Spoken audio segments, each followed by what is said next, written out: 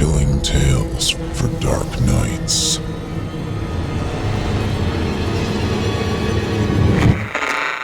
Want to make sure you never miss a Chilling Tales for Dark Nights video again? Be sure to subscribe and hit that bell to turn on notifications. Hello, folks. The fall season will soon be upon us, and that means school for the little ones, Halloween, all the frightening things that happen as the nights grow longer. Don't miss the latest episode of Chilling Tales for Dark Nights, airing on Mondays. And, of course, don't forget Fear from the Heartland with Paul J. McSorley, Drew Blood's Dark Tales, and Horror Hill with Eric Peabody. You can find them all at simplyscarypodcast.com, on YouTube, or your favorite podcasting service. Or be sure to visit the chillingtalesfordarknights.com website and become a patron and hear extended episodes from our vast audio archive.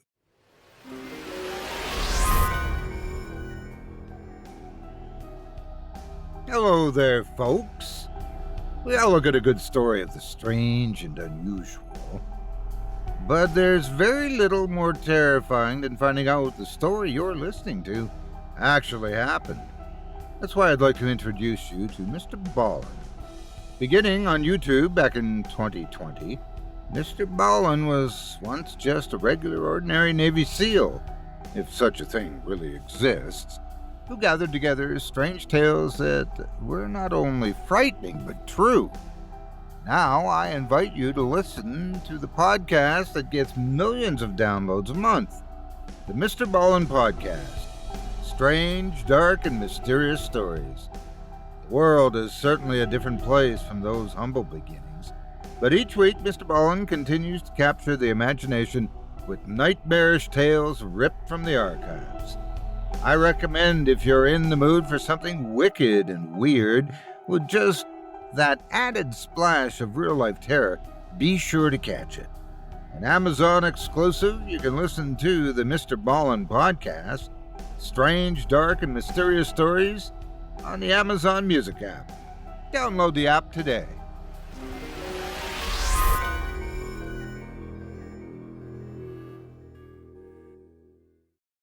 Slow down just a little bit and join us for a scary good time. We're waiting for you.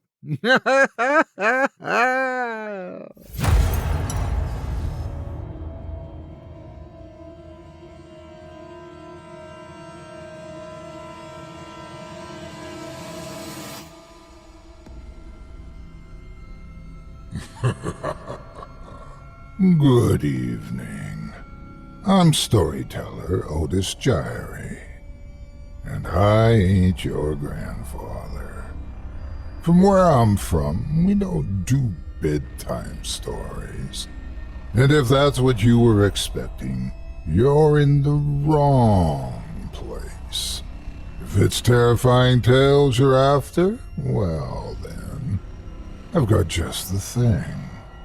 Get comfortable, settle in, turn off the lights, if you dare.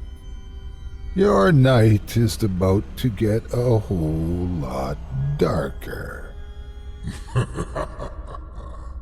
Who needs sleep anyway?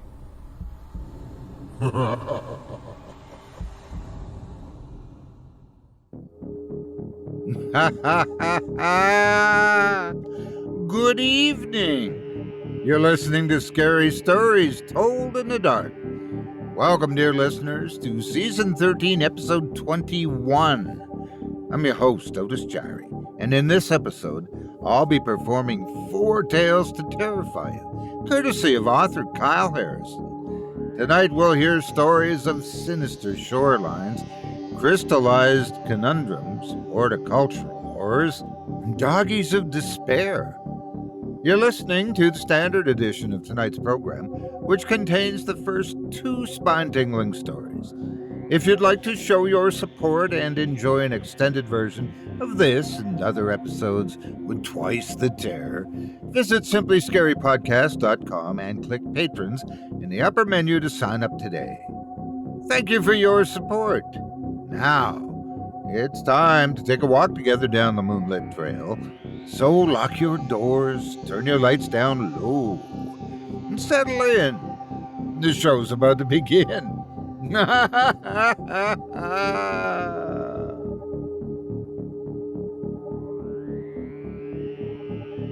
You work hard, and when you're ready for vacation, you want to have one with all the stops pulled. Unfortunately, for the family in this tale, sometimes you can't always get what you want. I think they did a song like that once. Anyway, when you try to get it, it just might make things worse. Without further ado, I present to you Farthest Shores. As long as Paula and I have been married, there hasn't been a chance for us to slow down. Not to say that's a bad thing, of course. It's just after 7 years of work, school, and taking care of aging parents, we really needed a vacation. Our life revolves around our kids. Everything we do has been so they can have a better life themselves. And I think it's important that children get to see the world and experience new things. I'm not saying this just to justify that what we did was all right by any means, just stating facts that will make sense as I tell you about our first and ultimately last family vacation. If for nothing else, when I remind myself of our good intentions, it keeps me sane, because without that, without family, I'm not really sure what we've worked for. We'd been planning the trip for 3 years, and with a little help from Paula's dad, we finally got a chance to go this last spring. The destination was a private cottage right on the capes of Finland's countryside, a remote and relaxing getaway for all of us to enjoy. When people asked me, why Finland? I didn't want to admit it was because our budget was tight. We looked into a lot of options and saved up everything we could. There were other things available, of course, but we had promised the girls we were going to show them a world, and the year we finally booked it, things seemed to just fall into place. Paula had gotten a raise, her dad's health was improving, and flights across the Atlantic were not nearly as staggering. The planets had all seemingly aligned just for this trip to happen, so there wasn't any reason to make an objection. We waited until spring break so that Madeline and Jesse wouldn't have to miss school, and used what little of our tax return was left over to get passports for all of us. As the days counted down, I spent time getting the girls excited, showing them pictures online of the beaches, the beautiful rolling hills, the sights and sounds we'd see. "Are there horses?" Madeline asked as we started to pack. "Honey, we aren't traveling halfway across the world just so you can pet horses," I teased her. "I don't want to pet one. I want to ride one," she said excitedly. "Shouldn't you wait until your birthday?" I asked her. "You said that last year," Maddie whined. I couldn't fault her there, so that evening, as they settled down, I looked into different activities the kids could do while we were at the cottage. Naturally, the vacation was remote, but a quick check of Google told me a village stood nearby, and maybe they'd have different ways of keeping a 9- and 6-year-old entertained. "How much should we take for spending?" I asked my partner once I shut down the computer. "It's not recommended to carry a lot of cash, so I'm just going to use our credit cards. I figure they're good anywhere," she told me, yawning as she took the laptop and started her own research. "Horse riding. Did Madeline use puppy dog eyes?" she teased when she saw my search history. "Her grades have improved, and besides, it's a vacation. I'm sure if one of us is with her, it'll be fine," I said defensively. "Oh, fine. Just so long as Jessie doesn't feel left out, I guess," she said as she finished up the last bit of work from her job. "And now we are officially on vacation," she said excitedly. We held each other close, and I smiled in anticipation.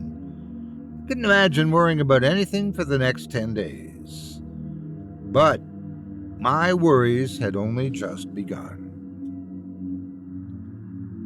Crossing the Atlantic was just as breathtaking as I had imagined it, seeing the Florida coast fade away and everything replaced with pure blue.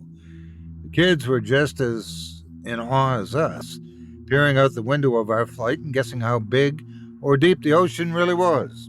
Once the initial spectacle had died down, I kept the girls busy with in-flight movies and books, doing a few crosswords and light reading myself. This probably sounds somewhat foolish, but before arriving in Finland, I really didn't know much about the country or the culture. All my partner had told me was that it was another scenic European country, and it was good enough for me. So, during that long flight, I looked into the rich history of Finnish life, the types of foods we could try that they were famous for, and a few of the local legends. Things like this have always fascinated me since I was little, perhaps because my imagination was a bit overactive. But when I read about the trolls, the will-o-wisps, and the goblins, it must have made me feel a part of that culture. One story in particular I thought Maddie might find interesting was of the Naki, a water spirit that took the shape of a horse. Some stories made them as benevolent guardians, and others treated them as malicious tricksters. But most stories always ended the same. Seeing a Naki was considered a life-changing experience for good or bad.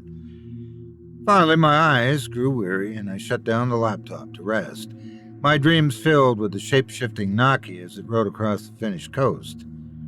Rain woke me as our flight shook and descended into a rolling fog.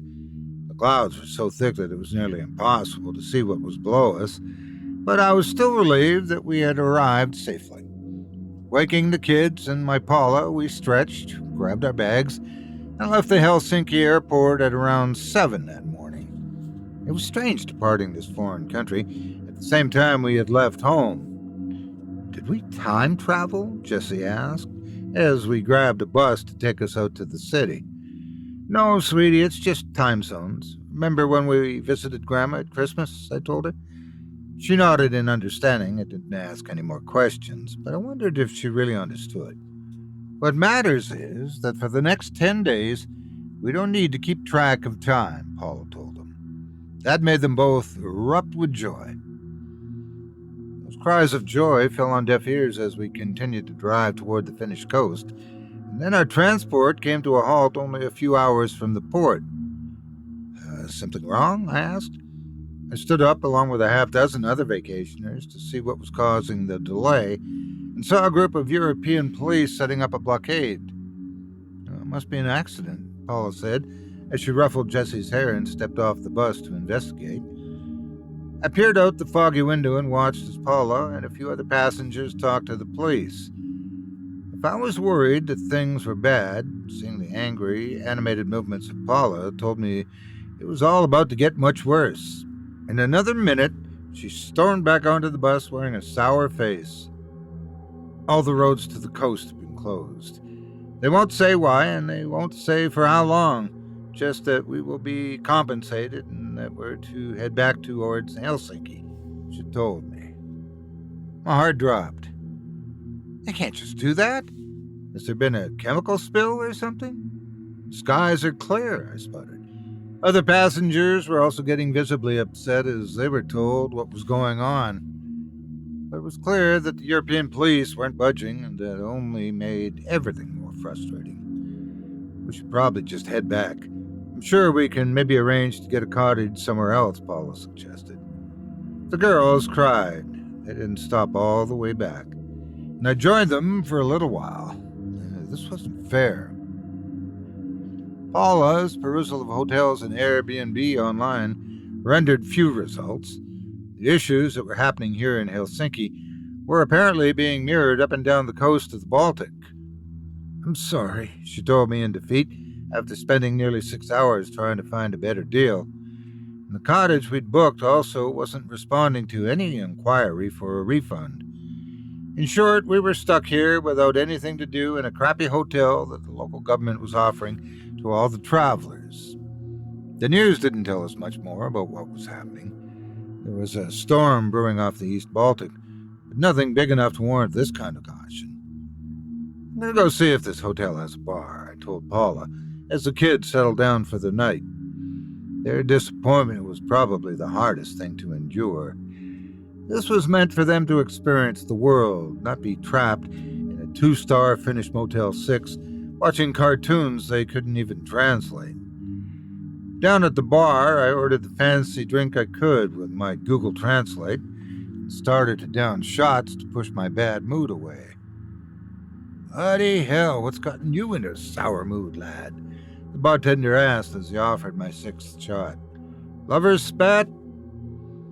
The coast? I began as I struggled to down another strong sip of the whiskey. Ah, say no more. They do this every year. To me, it feels like a tourist trap, he said with a chuckle. They close all of the coasts? For how long? I asked in shock. Not all of them, of course. Lots of fishermen still have secret routes to go to down there. They say it's for some endangered species to mate and doesn't normally last longer than a week. Guess this year must be the exception, because I don't normally ever hear reports on the news, he said with a shrug. They just do that without even warning people? That sure is a damn con. We paid thousands to come here. Why don't they just cancel all travel plans? I asked him, slamming my drink down. Beats me, my guy. Sometimes it's not always this way. Must be something weird afoot, he responded. All I wanted to do was build sandcastles with my children, see the bluffs, and experience Europe. I didn't realize how pathetic I probably sounded then, but I was upset and not thinking clearly. I was probably just another spoiled American that he'd seen 1,000 times. But for some reason, he felt sympathetic to my plight and commented, Maybe there is a way, but it's not necessarily legal. My ears perked up. What do you mean? I asked. Like I said, I got some buddies of mine that go down there this time of year for the catch. They should be headed down there tomorrow morning through one of their off-limit roads. I'm talking dirt trails and mud, places that only pirates and thieves go, he told me. How long does that trip take? Listen, you don't want to ride those roads. Besides, if you get caught, you could face serious jail time, he said.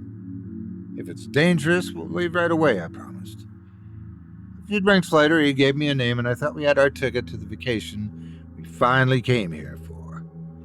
But Paula wasn't hearing a word of it. I know this means a lot to you, but I don't want to risk it, she said. Where's your sense of adventure? If this isn't what we came here for, I asked her.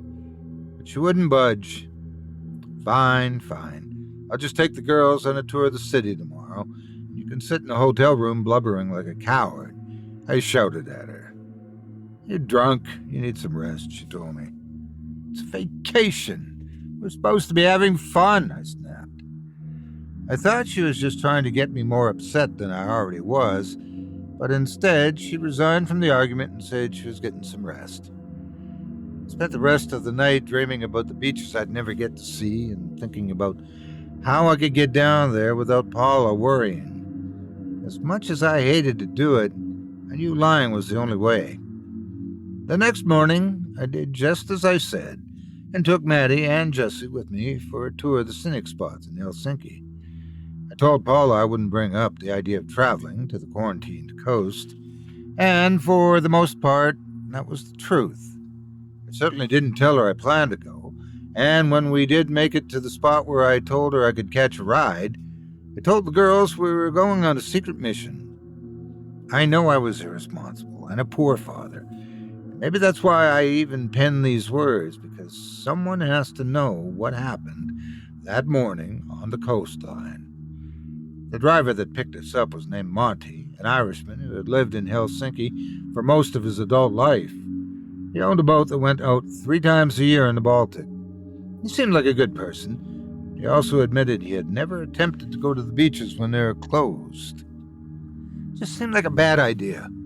Then I started losing my money, and my competitors were just jeering at me, saying I was pathetic for being scared of a few wild horses. He said as we drove down the first country road. Madeline jumped up excitedly. Did you say horses? She asked. Oh, aye. A few of them ride down the coast every single time they quarantine that area. I figure they must be endangered or something, he said as he turned a sharp curve and the city faded away. Nothing could be seen except steep rock and uneven roads. The car we drove in buckled and bumped as the girls giggled, and I wondered if the bartender's speculation also had to do with these horses. Nearly there, the driver said, focusing on the road. There were even a few times I thought we would flip over, and I held my girls right as they laughed louder and louder. Then we settled near the edge of the hills, and the Irishman announced, "This is where you get off. Enjoy. I'll be back in about an hour." I stepped out of his car and peered toward a long stretch of beach, marveling at the smells of the sand and sea. It was better than I ever dreamed it could be. "Dad, can we go and play?" Jessie asked. I nodded and told them to take their shoes off, watching as they dashed toward the tide and ran back and forth between the waves and the sand. Hearing them laugh and seeing them enjoy the quiet isolation made me almost forget about Paula's worry. I snapped a few pictures and considered sending them to her, but then instead of rubbing it in, my plan was to share it at the hotel and convince her to come with us. We aren't breaking any rules, just enjoying all this place had to offer us, I said to myself as I took off my own sandals and felt the squishy sand get in between my toes. What reason could they have for keeping this from us? From the distance, I heard the sound of a horse's whinny, and I turned toward the west side of the beach, thinking I would see the few horses that the fisherman had spoken. When I looked, I actually saw hundreds. They were galloping across the beach, riding in between the waves and the coast, as though on a race. It was majestic and beautiful to see. I raised my camera to get a better look and then saw something that turned this awe-inspiring moment into a nightmare.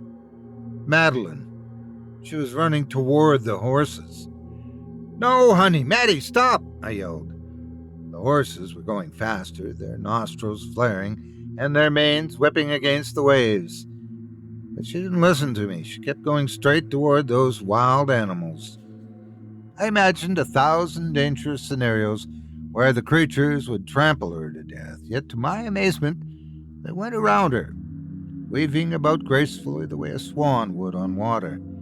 Those beautiful pale steeds just split themselves and viewed her as part of their herd. It was breathtaking, but still, I didn't stop tensing up until I saw Maddie was safe. "You could have gotten hurt," I chided her as I ran to her side and turned to see where the horses had gone. Mysteriously, the herd was nowhere in sight. "I just wanted to pet him," she whined as the storm began to crash against the sea. "Don't ever do that again," I warned as I grabbed her hand and started back toward the grassy knolls. The hour was nearly up, and it felt strange to imagine that the horses had come and gone so quickly. Had they dashed into the open water? As the Irishman returned, my thoughts drifted to the Naki, the strange legend of the shape-shifting stallions that lured children to their doom. Yet the horses Maddie had seen had ignored her, proving to be no threat. Could these amazing water horses be the reason the coast had been closed off? I needed to know more. "How is the beach? Sorry you couldn't stay longer. 'Tis risky with all the government about," the fisherman said as we drove up together back to Helsinki. "It was definitely unforgettable," I commented. "We saw horses," Maddie exclaimed. "They look like monsters," Jessie said fearfully. "Don't be crazy. You're mad because you didn't see puffins," Maddie shouted to her sister. "Both of you, settle down. You don't really know what it was that we saw," I told them both. And I also had no idea what I was going to do if Paula found out. The beach had been harmless, so there was no reason to berate me. Still, I knew sneaking out to the bluffs wouldn't work a second time. I needed to convince her to go, too. I fretted over it the rest of the day as Paula made a few arrangements to try and explore the rest of Finland with a guide, but my mind still focused on that storm, the horses, and the impossibility of it all. I needed answers to all of it. "We're going to a museum and an art show tomorrow," she announced. Jessie seemed thrilled, but Maddie screamed bloody murder. No. I want to stay and ride the horses." Paula looked at me curiously, and I said, I took her by some stables, nothing too serious. I kind of promised we could go ride tomorrow. Another lie. I was getting too casual with this elaborate story. You had the chance to explore all of the capital, and you just went to one horse stable, she asked, glancing at the sandals we all wore and seeing the bits of sand. Is there something you aren't telling me? Paula asked. Fine, yes, we went to the coast, but it was miraculous, like touching the face of Mother Nature itself, I said excitedly, as I went to get my camera and show the pictures we took. We saw these amazing horses, like a breed I'd never seen before, I told my Paula. She started to flick through the pictures, visibly upset that I had disobeyed her wishes, but not showing it in front of the kids. I don't see any horses, just a bunch of sand, she muttered. She passed it back to me, and Madeline also seemed puzzled by the discovery. Sure enough, the photos didn't show any signs of the strange, glamorous horses. But they were there. We know what we saw, I said softly. We shouldn't have been there in the first place. Something terrible could have happened, Paula said irritably. But it didn't, and we had a great time. I wish you would have been there. The waves were amazing, the sea smelled like lilac. I paused, still unsure how the horses hadn't shown on the phone. They might be a new species that were crashing straight into the waves. What if the camera can't capture them? I said as I remembered something else that could spur her to action. Think of it, Paula. We could be the first ones in history to actually prove a legend is real, I said excitedly. She went to our room whilst the kids settled in for the night and muttered, If those stallions exist, then you shouldn't have had our kids down there. Why didn't you listen? Because I didn't want to come here just to have all our dreams pushed aside, I growled back. I was tired of her treating me like I was the kid in a relationship. We worked too hard for something like this. We deserved this, I told her. She sighed, knowing that persuading me would take a lot longer, then giving in. I knew which option she'd pick, the path of least resistance. I'll go down in the morning, but I'm worried. This isn't like you, and I don't want it to go too far, she said once we were completely alone. I shook my head, wishing she understood. I'm sorry. I know what you're saying. I'm sorry. I just want this vacation to be worthwhile, I told her as we just cuddled to one another. I didn't know then how right she was to show cause for concern. The next morning started off the same. We got the girls dressed and ready for the day at the beach and ate omelets, watching locals perform a puppet show outside the hotel. It was an epic performance about children who didn't listen to their parents, showing how dangerous things can happen when you stray far from home. For some reason, as we traveled down that secluded and obstructed road, the play kept running through my mind. I knew my behavior since our arrival here in the country, this beautiful country, had been childish and selfish. I knew that being disobedient was a bad example for my children. Yet it still felt like something was calling me to the coast, lulling me into a false sense of security. Maybe we should turn around, I said, as the storm clouds grew closer. What about the horses? Madeline whined. You're the one that's been so insistent about this, Paula remarked. Might as well get it over with. I hoped the bad feeling I was getting in the pit of my stomach would pass. The fisherman told us he would return, this time in 2 hours, to take us back to the hotel, but much like before, the beach was empty. There weren't even footprints in the sand to show where the girls had been. It almost felt like the beach had reset. It was perplexing, but not unnerving. So as they dashed across the shores again, I settled down and tried to calm my nerves. I don't understand you at all. You bother me for days to get down here, and when we do, all you can do is shake like a leaf, Paula chided. She was chattering away about how beautiful the beach truly was, but I wasn't listening. I was watching Maddie and Jessie, making sure they didn't get too close to the waves. Let's go for a dip, Paula said, grabbing my hand and dragging me toward the water. I figured it best to let my inhibitions go. After all, wasn't this what I wanted in the first place? I set my toes into the cold water and laughed nervously. It did feel good. Then, a crack of lightning made my hair stand on edge, and I looked toward the girls, worrying that they might get struck. As I looked toward them, something shimmered from the waves. There was a gentle fluctuation at first, weaving its way toward the surface. And then, all at once, a group of majestic stallions burst from the water toward the girls. Madeline squealed in delight, but Jessie only screamed. This time I saw the horses for what they truly were. Their form was neither solid nor liquid, but an amorphous blob of the two combined, twisting and stampeding toward our daughters with no regard. Just as before, the amazing beasts ignored Maddie, but somehow I could tell the end would not be the same sigh of relief I had before. "Madeline, don't move," Paula said excitedly. Paula, tell me what you see." "What do they look like to you?" I asked as we moved toward them. The horses flared their nostrils, rearing back and storming toward us. The dangerous lightning grew stronger as we tried to reach out, but it was too late. Maybe it had always been. Maddie reached out and grabbed a hold of one of them, suddenly being pushed into the water like a bit of seaweed caught on a propeller. Jessie suffered a far worse fate, the herd smashing her down and into the water like the sand they were racing upon. Paula and I watched in horror as our child's face and body were trampled, her lungs filled with water, and then the horses dashed into the Baltic once more. Paula desperately tried to follow, and I screamed. I doubt she even heard. Soon the waves swallowed her whole as well. I reached for her hand, and nothing was there except the sand. In desperation, I ran toward Jessie and tried to resuscitate her, but it was too late. The creature's hooves had smashed in her face and chest, and what damage they hadn't done, the water had.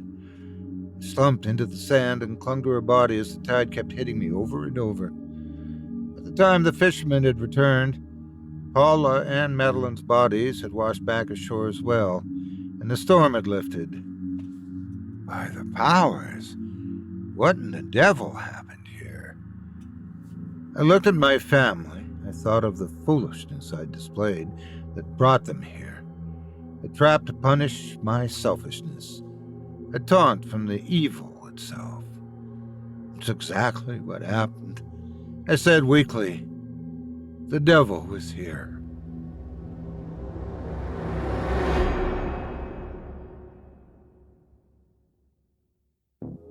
I hope you enjoyed Farthest Shores by Kyle Harrison, as performed by yours truly.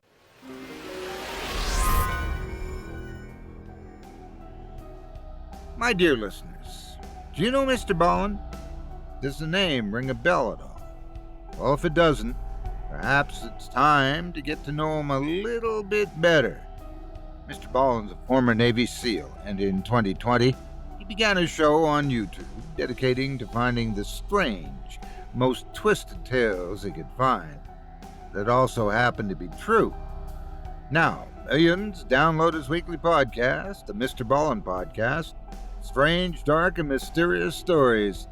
2020 may be longer ago than you may think, but each week he continues to grip his audience, walking them through each tale, pulling each from the archive as they lead deeper into darkness, and even more unusual in that they all did happen.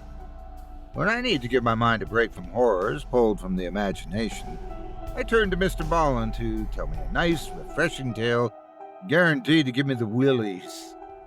An Amazon exclusive. You can listen to the Mr. Ballin Podcast, Strange, Dark, and Mysterious Stories on the Amazon Music app. Download the app today.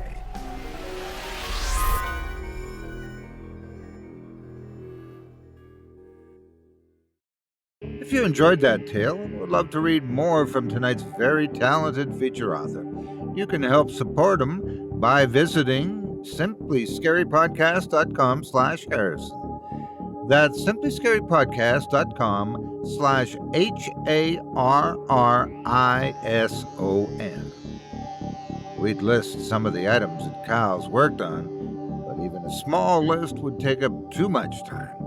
Be sure to find his works on Reddit Amazon, and wherever terror can be found. Thanks again for your support of this program and tonight's featured author.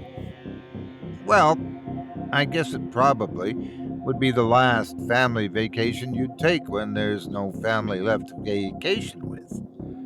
Shame, really, because I hear Transylvania has travel packages that might help with issues with the recently deceased. Vacations aren't the only things that might turn out in hindsight not to do. Scientific research has its problems from time to time. You know how it is. Dig a hole, study some samples, uncover something leading to cosmic horrors. The usual.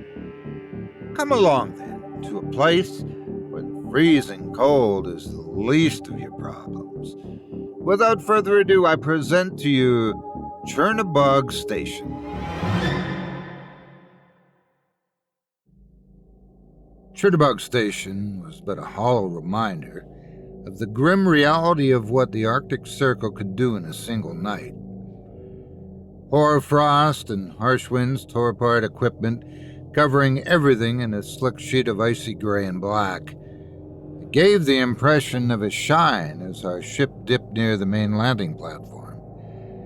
Captain Alan Blaine let out a soft whistle and took off his hat. It was clear the facility had seen better days, but that wasn't why he was paying reference.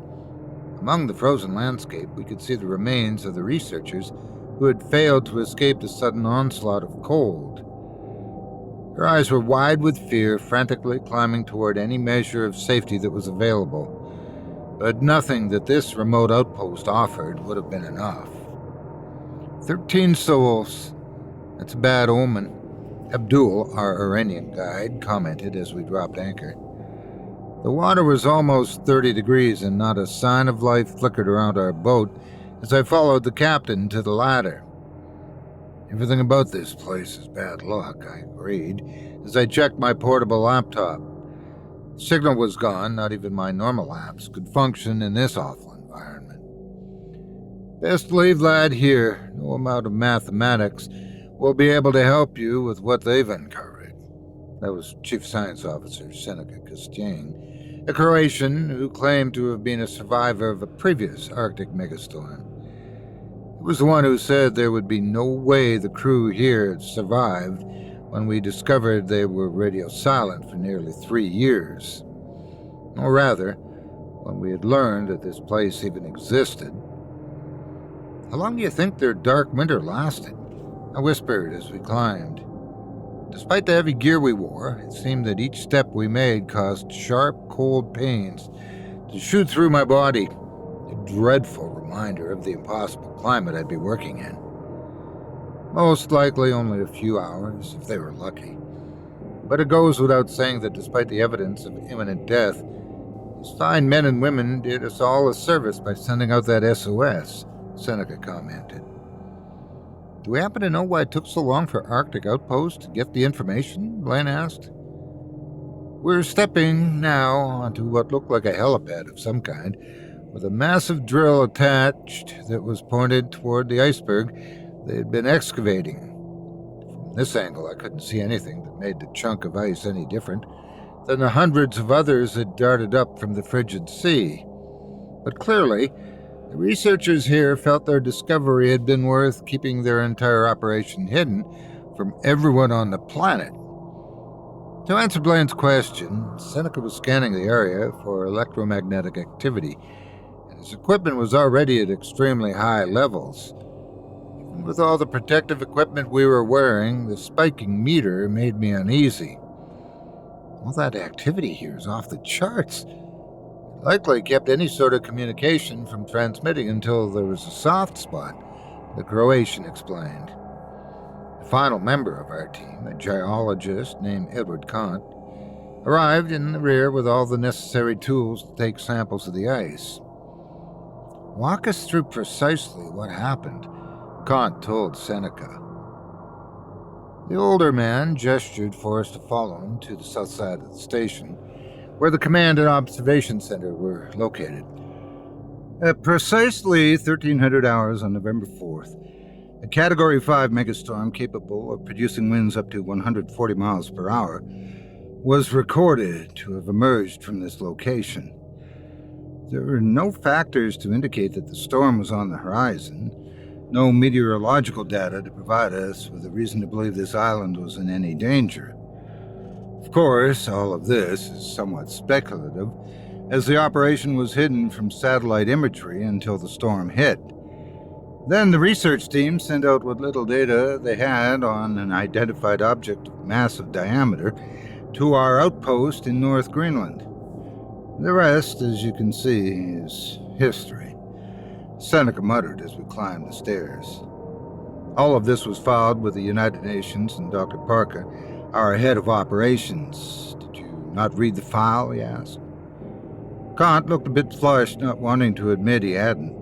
Instead, he focused on the iceberg and said, "I've never actually seen a glacial mass of this size.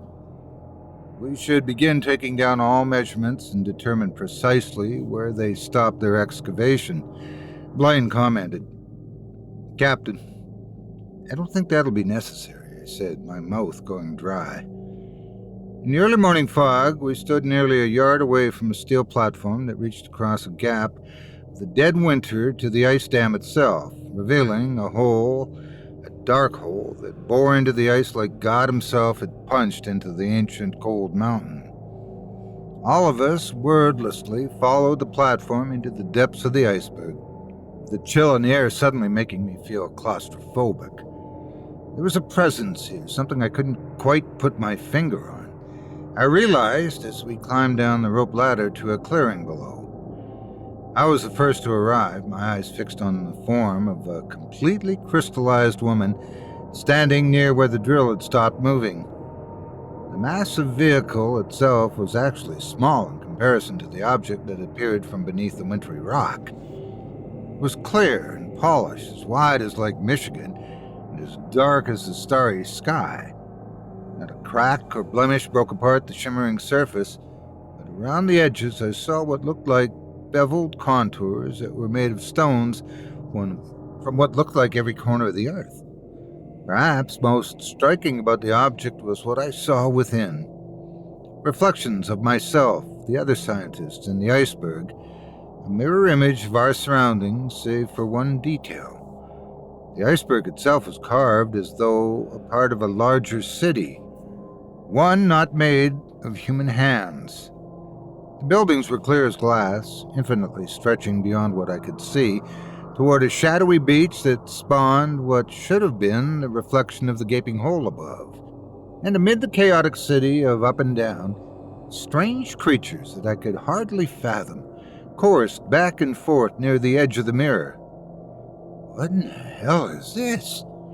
Kant asked, his voice hardly a whisper in the chasm.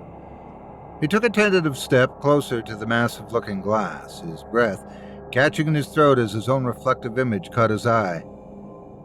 It was then I realized that this mirror self was acting of its own accord, marching toward Kant as if they knew each other.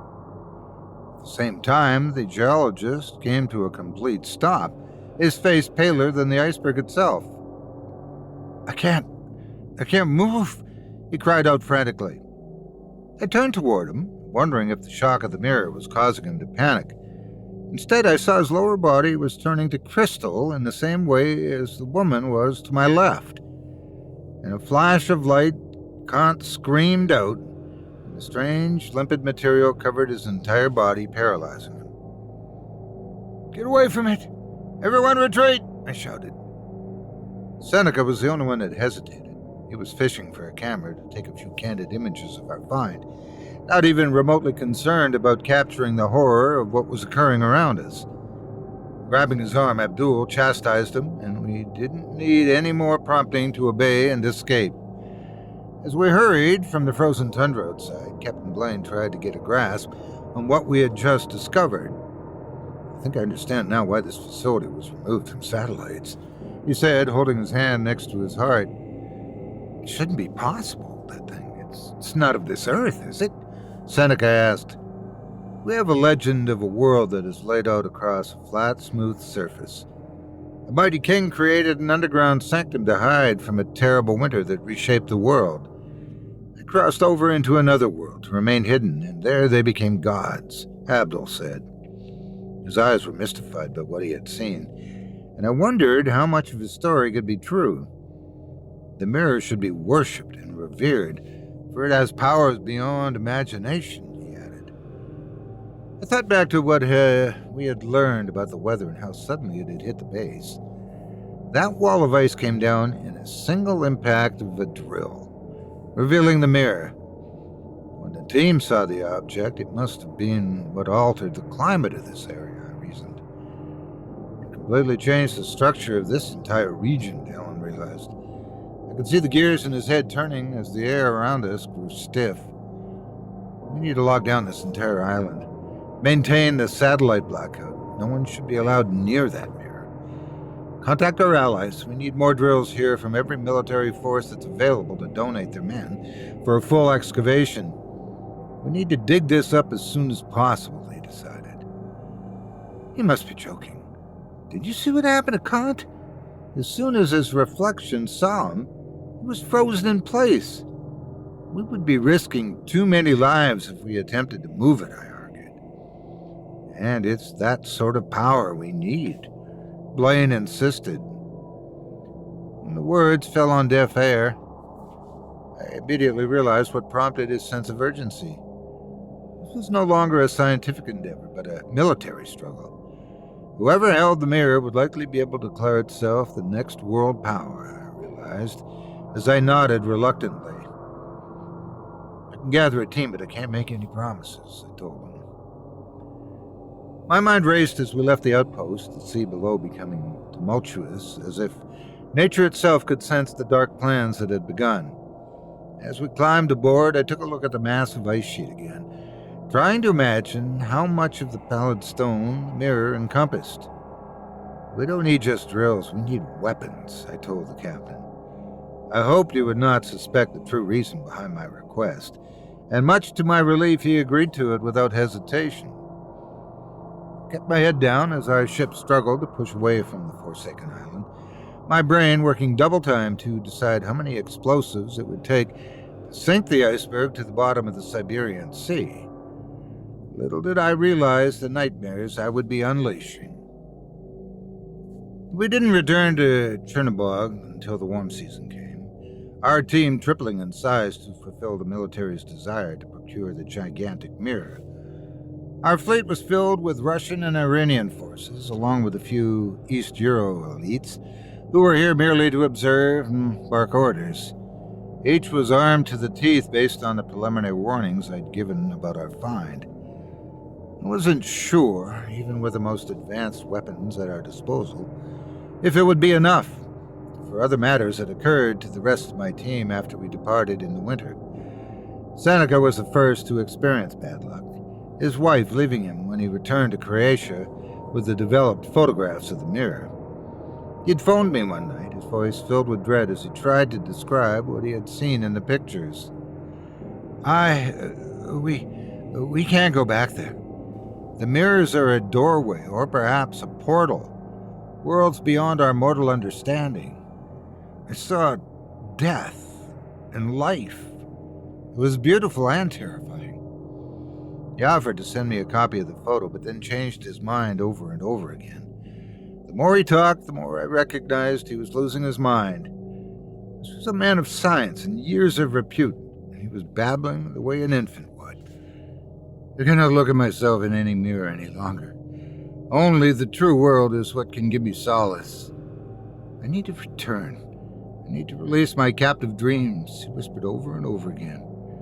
It sounded like a chant at some times. Then, after speaking to his wife, I learned that his madness descended upon their household much like the megastorm. She said that he had smashed every surface in our place that even had the slightest glimmer of his face showing. Then, with the broken, jagged pieces of glass, began to ram them into his eyes over and over again. She said it took her full weight to make him stop from bleeding out. And the way she described him, Seneca did not sound like a man at all. His face is covered in permafrost, paler than a ghost and flaky, yet it doesn't peel. It hardens and solidifies the way icicles do as they drip from firmament. she told me, her voice hollow and afraid.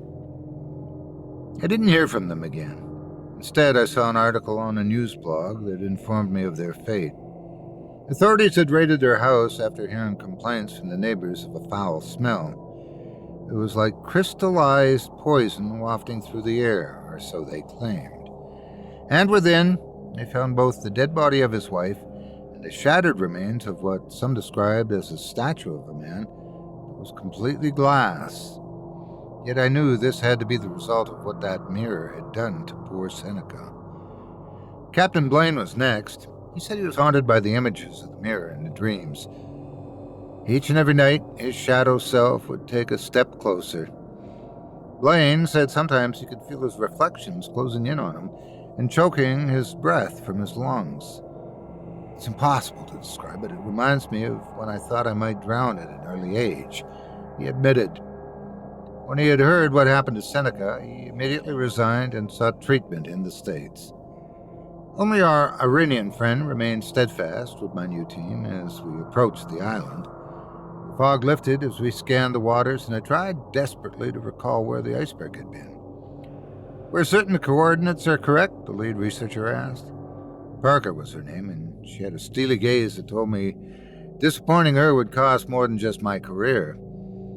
We scoured the waters for the next few days, our men growing anxious and frustrated, as none of the advanced equipment would provide even a hint of where the iceberg had disappeared to. This should not be possible. We've traversed these waters for nearly a week now, one of the captains said as our resources became scant. We tried using satellites, but only received more blurry images. The island seemed to constantly be on the move. Abdul had a suggestion, but it didn't seem practical from a scientific perspective. The wards of this gate are protecting it fiercely. If we wish to find it again, a sacrifice must be made. When the king sealed it away, a pact with the other world was made. This is what our scriptures teach, he told Parker. He wasn't merely talking about the loss of more resources. He meant a human ritual. We'll take that under consideration, she promised. I couldn't tell if she had lost her mind as well. The next day I found out how far past sanity we were. Abdul volunteered himself, along with several Iranian soldiers, who believed this would be the only way they could ever see their families again. The sea has turned against us the same way the storm destroyed the others. The gods are testing our resolve, and we must show them our loyalty. And only by blood can this be done, Abdul told them. He managed to block off the entire south deck of the ship that we were on, as the air itself went still in the eerie northern sea. We have to stop them, I told the captains, as some of the soldiers blocked off stairwells and shot anyone who came close. Parker crossed her arms and cocked her head as she observed the ritual. We shouldn't be hesitant to embrace unknown concepts, gentlemen. This may be, in fact, our salvation, she told us. Blood was streaking across the entire deck of the ship by midnight. And then, as I tried again to get the captains to sail back toward the eastern shores of Siberia, strange auroras rippled across the sky. Colors that I recognized at first then morphed into strange, unrecognizable pigments that made my head hurt. All of our equipment went dead, and the power shut off, completely darkening the already foreboding sea. The cascading rainbow of strange and abstract colors became like a raging river, constantly flocculating back and forth over the sea as we watched in awe. Then the entire sky seemed to split apart. Waters rose from either side of our boats, our massive warships being tossed about as though they were mere toys. The waters were pushing toward the vortex that formed in the sea, pulling our ships forward into a whirlpool of roaring thunder and iridescent lighting. The entire ocean is falling into the pit, the men shrieked as we all hurried to the inner hull. Our ship rumbled and shook, threatening to tear apart as we began to tip toward the waterfall. There was no escape to be made, I realized as I looked through the fracturing glass windows of the void below. We were plummeting into the unknown. I closed my eyes, grabbing a hold of the rail as all noise and all sense of surroundings faded away. The crewmen around me seemed to split apart into separate shadowy reflections of themselves, each wailing like lost souls as we kept falling. Blood rushed through my head, and I closed my eyes, feeling a wave of nausea hit me as water struck us on both sides. I collapsed to the ship deck, Parker at my side, and the crewmen tossed about like rag dolls. Some of them were fortunate to survive, the rest were torn apart by the constantly changing waves. Then, we heard nothing. My feet were wobbly as I got up and began to climb to the outer deck, my skin tingling with fear as I saw what was before us now. Cities of lights and angles unlike any made by man hung in the air. Twisting and smooth architecture mixed together to form a sprawling metropolitan maze of ziggurats, crystalline walkways, and amalgamated structures that stretched over the sky and toward the familiar icebergs that I'd seen before. Except that instead of a massive, single, reflective surface now, I saw hundreds of them, all floating ominously in the frigid air, waiting for us to reveal ourselves. This is not our Earth, Parker realized as we moved to the captain's quarters to see if any of the power would work. Nothing. We're sitting ducks out here, the captain commented. Parker was not so easily discouraged. We have longboats and oars, is that correct? She asked. An hour later, with less than a dozen men in a dinghy, we were rowing toward fate. The water felt thick, as if we were trudging through sand, and it was becoming more and more difficult. The darkness below seemed to stretch for eternity, and strange, indescribable shapes flowed about the waters, reacting to our movements the way predators would if on the hunt. Seneca's speculation of this being a portal was well-founded, it seems. What do you suppose the connection here is? Parker asked as we got close to one of the larger icebergs that touched the water. Portal to an alien world? I'm not sure if even the most intelligent and philosophical minds could conjure up a hypothesis, ma'am. This is beyond my scope. The only thing I truly feel here is unease. We don't belong. There's an invisible force that seems to be growing heavier with each breath we take. You may be right, but it's also enticing. We're likely bait for a power that's beyond the reality we've comprehended our entire evolution.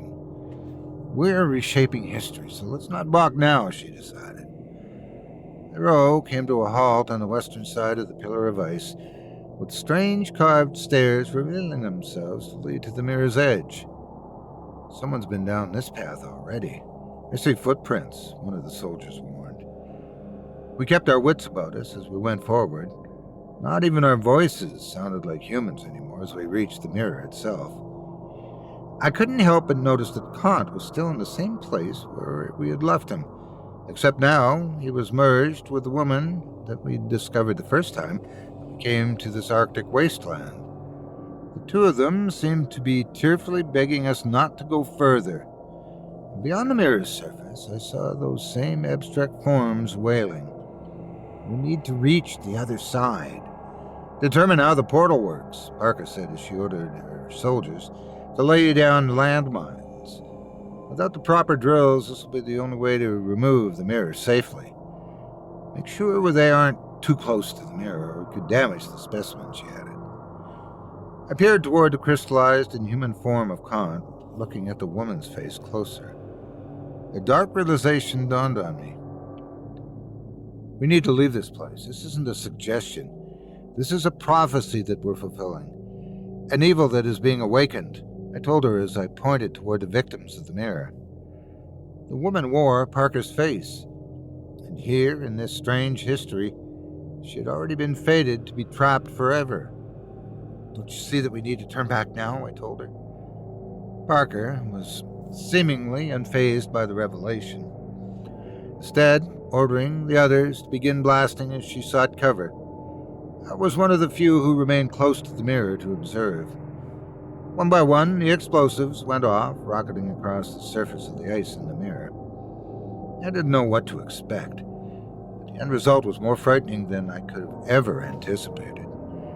The glass reflections of ourselves shrieked louder than a rumbling quake, Long dark tendrils of crystal snaked out of the mirror's surface, as sharp as glass, ripping through the soldiers as lightning bolts. They were consumed and dragged into the widening maw of the mirror like morsels for a lumbering beast. The mouth of the mirror showed me the familiar platform of the Chernobog outpost, and I shouted for Parker to run toward it. The final blast rocketed me toward the open void, and I felt the shards of the jagged mirror close in on my leg as I fell through. I awoke on a medical ship, time itself slipping away as I faded in and out of recovery, the madness of the mirror echoing in my memories. My researchers were part of the East Euro agencies that had chosen to wait beyond the Arctic Circle and found me lingering in the water alone, clinging to life. We could not find any of the other vessels or any other survivors. The entire island vanished before our eyes, a flash of light, and then it merged into the sea as if watching a massive gateway close. The soldiers told me. Given what I'd seen on the other side, I believed them. I filed a report recommending the entire area remain closed off to all vessels for the foreseeable future, and resigned from my position not long after. The excavation has ended, and the remains of the strange mirror are nowhere to be found by search parties that have been authorized. Of course, I can, but only speculate, as none of them have returned either. The ocean seems to swallow all that enters the zone. And perhaps as gruesome as it may be, it's better that way than finding out what else the mirrors hold for our world.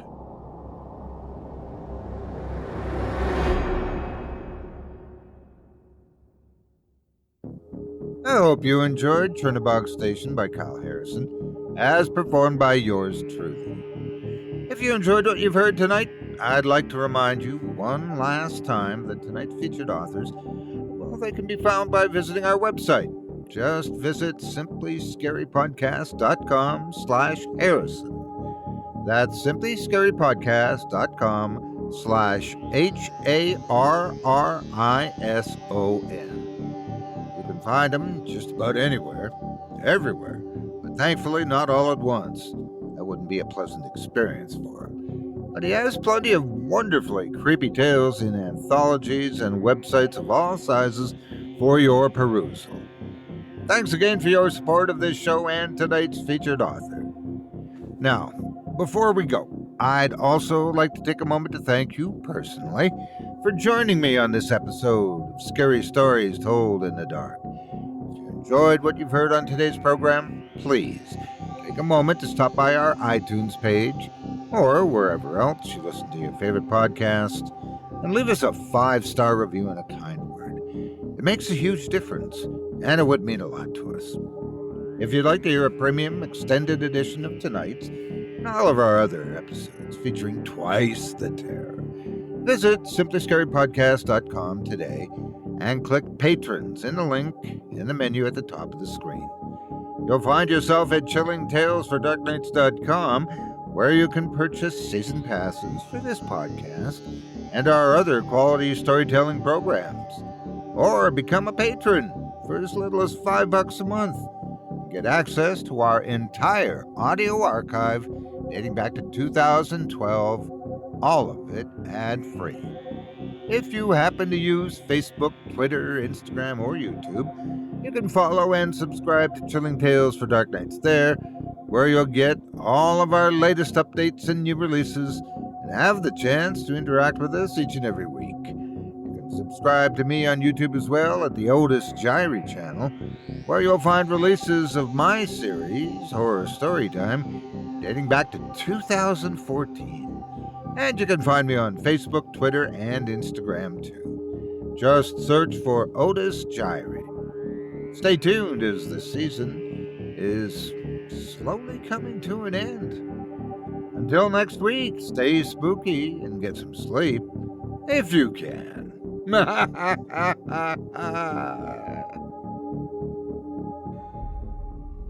Thanks for listening.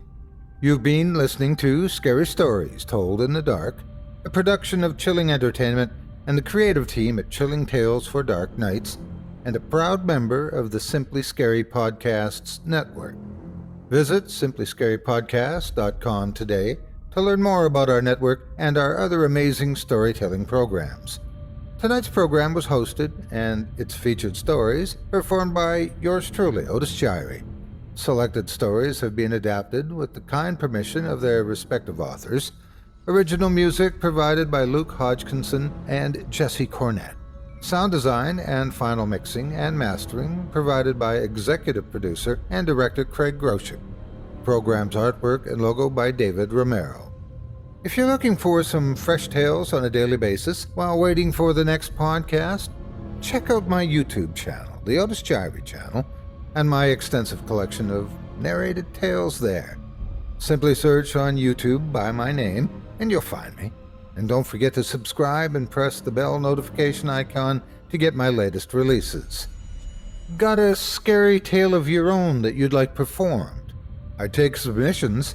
Email it to me today at otis@simplyscarypodcast.com to have your terrifying tome considered for production in a future episode of this show. That's OTIS@simplyscarypodcast.com.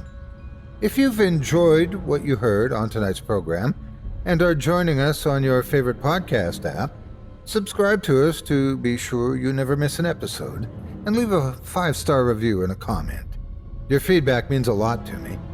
You can also follow Chilling Tales for Dark Nights and yours truly on Facebook to connect anytime and get the latest updates on this and other programs and my channel. If you're listening on the Chilling Tales for Dark Nights YouTube channel, do us a favor and hit the subscribe button and the bell notification icon for ctfdn as well to get more spooky tales from me and the crew and another episode of this program each and every Wednesday. And don't forget to hit that thumbs up button to tell us how we're doing and leave a kind word or a request. And don't forget to visit us at chillingtalesfordarknights.com and consider supporting the team by becoming a patron. In addition to helping us out, you'll get exclusive access to our audio archive and ad-free downloads of all your favorite stories, including those you've heard on this program. As for me, I'll be back next Wednesday with more terrifying tales to keep you up all night. But that's all right. Who needs sleep anyway?